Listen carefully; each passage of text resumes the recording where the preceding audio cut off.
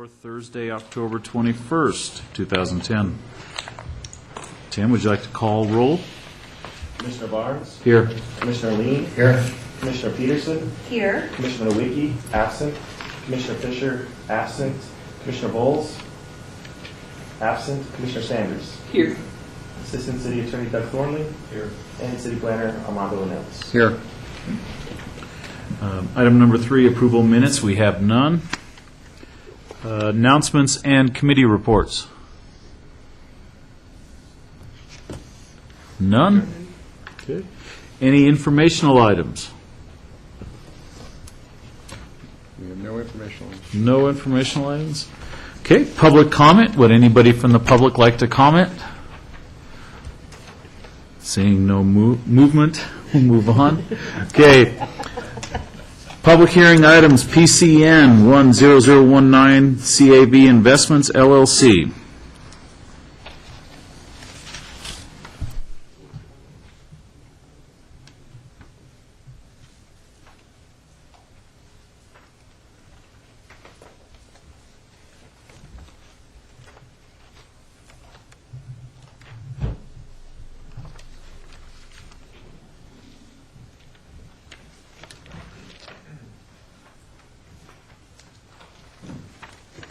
Excuse the technical difficulties there.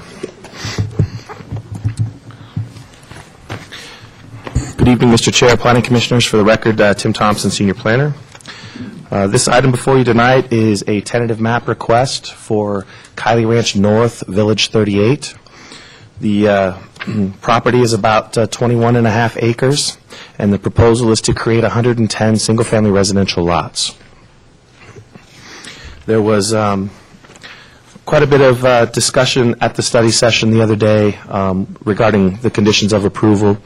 Staff has gone ahead and made the changes to the conditions identified by the applicant to specify prior to or with each phase of the development. And then we've also amended condition number 15.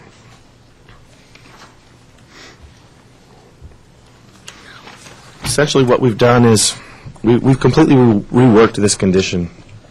After our study session on Tuesday and after some of the dialogue that we had, staff, we went back, we looked at the handbook, and, we came to the conclusion that we should not use the applicant in this particular case to enforce laws and regulations that are specified in the Plan Development Handbook, which ultimately is the responsibility of the city to enforce.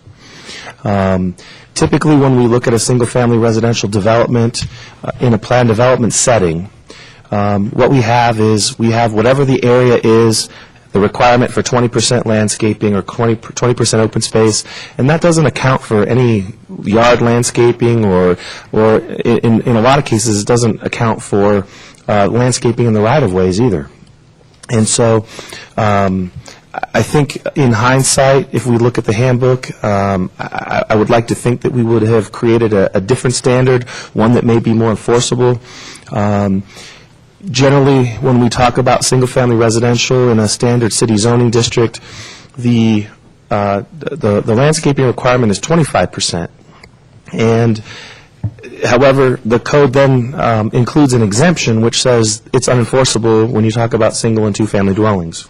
So essentially, anyone can do anything with their yards. And so to require the applicant to either place a deed restriction on the lots or include something in the CC&Rs that required the residents down the road to maintain 20% of their lot, we did not believe was reasonable. So after that discussion on Tuesday, we went back and we created a new condition which reads as such: the applicant shall comply with the landscaping requirements of the Kylie Ranch North Phase 1 Final Plan Development Handbook. The developer shall submit a landscaping and irrigation plan for each phase of the project for review and approval by the Community Development Department. The landscape plan shall include any common area, roadways, or parkway strips, or other landscaped areas, including the paseo between villages 38 and 41, which are included in or adjacent to that phase. All landscaping shall be consistent with city policies regarding sight distance visibility at intersections of public streets and private driveways. The landscaping and irrigation shall be installed per the approved plans prior to recordation of the final map for the adjacent phase of the project to the approval of the administrator. So that's the condition, the revised condition that staff created. I believe the applicant has had an opportunity to review this condition, and during their portion of the comment, I'll let them talk about that.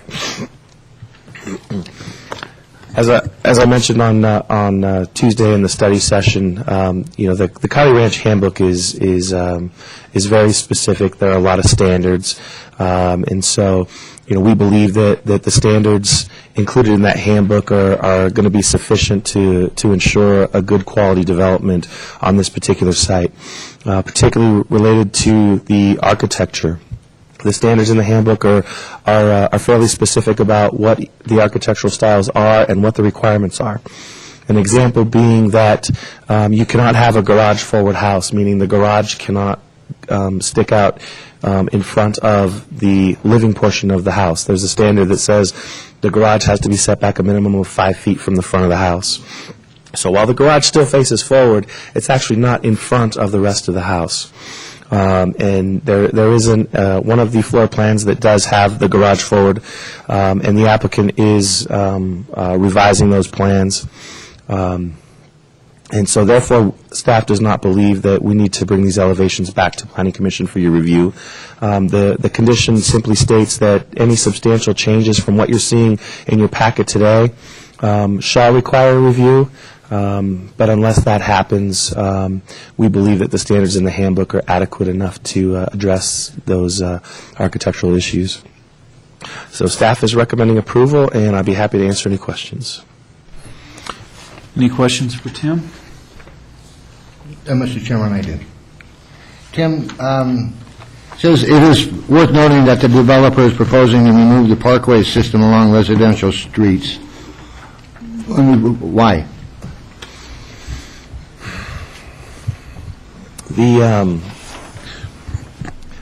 When the handbook was created, it appeared from the roadway map that Kylie Ranch Parkway would connect through Village 38, and so what's happening in this particular case is it's being pared down to more of a residential type street, not. Let's try to think of a comparison.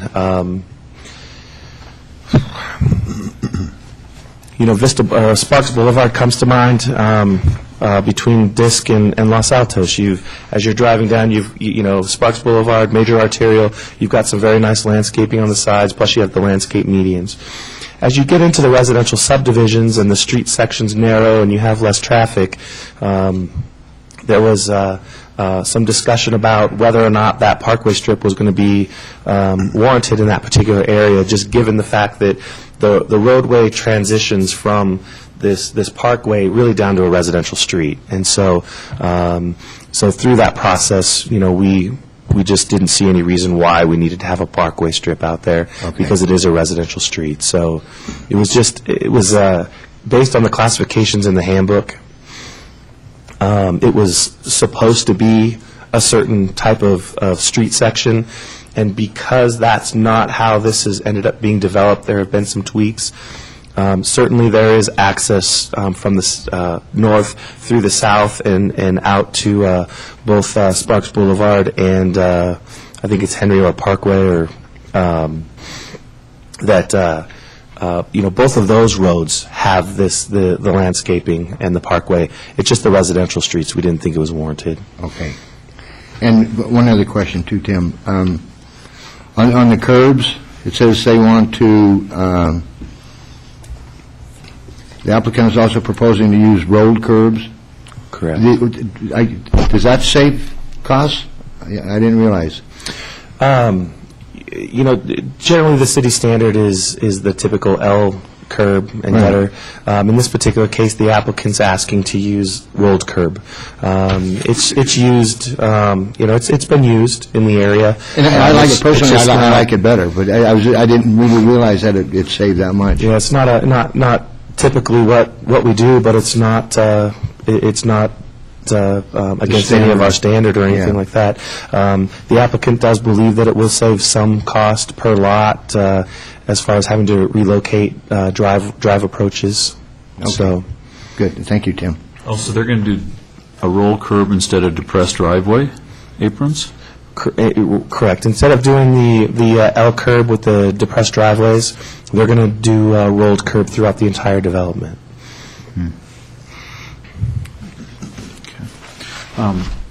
Any other questions for Tim? Tim, condition 13, we haven't done subdivisions in a long time. This is one of Washoe County School District.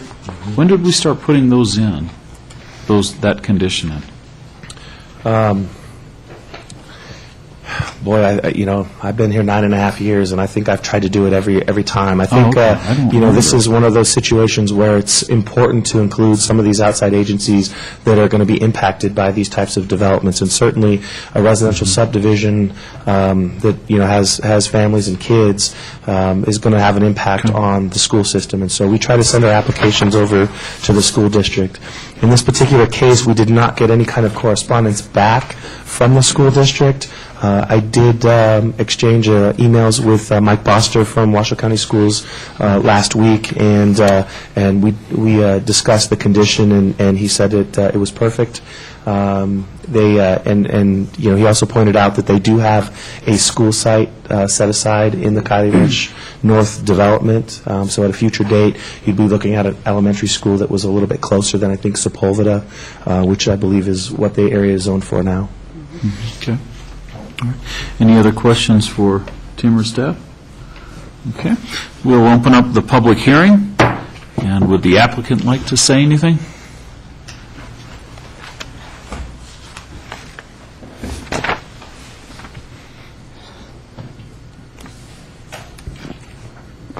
Mr. Chairman, is this on? Hello? Can you hear me? Okay. Mr. Chairman, members of the Commission, for the record, my name is Randy Walter with Places Consulting. We're here representing CAV Investments this evening, along with Carlos Vasquez and Justin Potter, if you have any questions for them. In terms of the presentation that Tim made, I think he pretty much covered all the issues. The condition that has been rewritten on the landscaping is acceptable to us. Matter of fact, it's a much better condition from our perspective in just terms of an enforcement standpoint. And I'd be happy to answer any other questions you might have. Any questions for Randy? No, I think that'll be it. Thank you, Randy. Okay. Anyone else like to speak? No? Seeing none, we'll close the public hearing, bring it back to the Planning Commission. Mr. Chairman, I'd like to make a motion. Yes, go right ahead, Tom. I move to approve the tentative map associated with PCN 10023, adopting findings T1 through T12, and the facts supporting these findings as set forth in the staff report, and subject to the conditions of approval 1 through 16, as listed in the staff report. Should I put that as amended? Please. As amended, condition number 15. Second. We have a first and a second. Any further discussion? Okay. All in favor? Aye. Any opposed? Okay. Motion carries. Thank you. Moving on to general business, PCN 06028, Bread Development, Discount Tires. Thank you, Mr. Chair. Again, Tim Thompson, Senior Planner for the record. This is a request from Red Development and Discount Tire for approval of architectural elevations for a Discount Tire store to be located in the Legends at Sparks Marina Plan Development.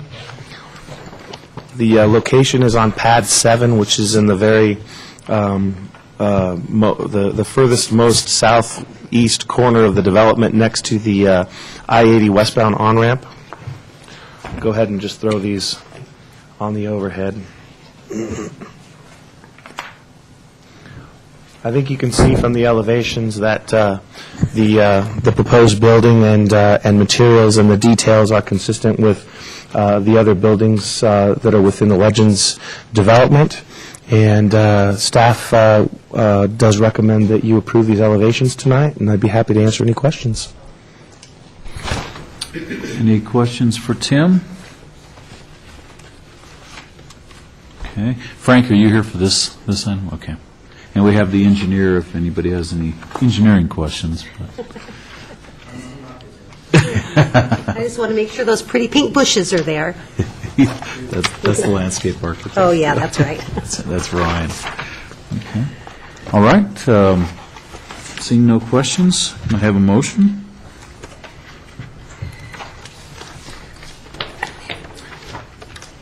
Mr. Chairman? Go ahead, Tom. Make a motion, I move to approve the architectural building elevations for the Discount Tire, Pad 7, in the fulfillment of the requirements set forth in the legends at Sparks Marita Plan Development Handbook associated with PCN 06028. Second? Okay. We have a first and a second. Doug, are you thinking of something? Okay. Any discussion? Okay. All in favor? Aye. Any opposed? Okay, motion carries. Mr. Chair, before we go any further. Yes. If we could go back to the first item, the tentative map, and if we could go ahead and just redo the motion once again. The motion here says, "I move to approve," and you are actually forwarding a recommendation of approval onto the city council. So if you could go ahead and re-vote on that, that'd be great. Do we need to do something special to erase the first vote, or we just go ahead and reword it? I think probably just reviewing it, I think it's really at this point a matter of semantics. Okay. But let's Okay. do it again with the right motion. All right, Tom, you want to do that? Yeah. Forward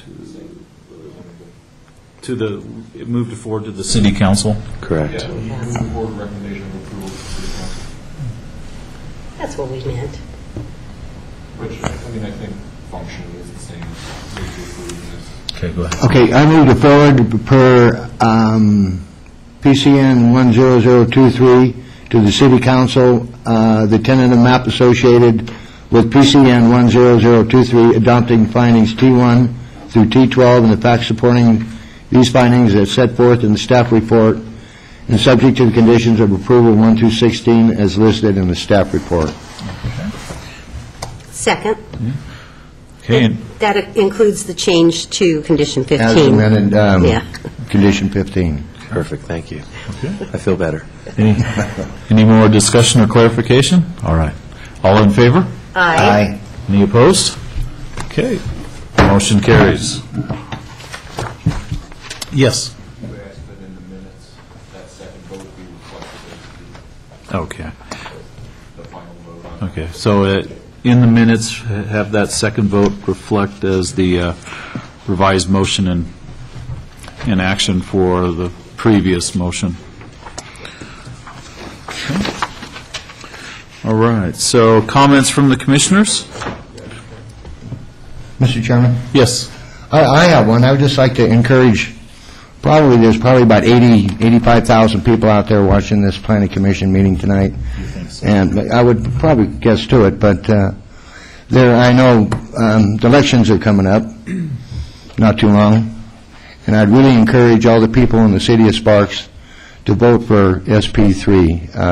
It is needed, and it is not that much, and I just encourage everybody to vote for SP3.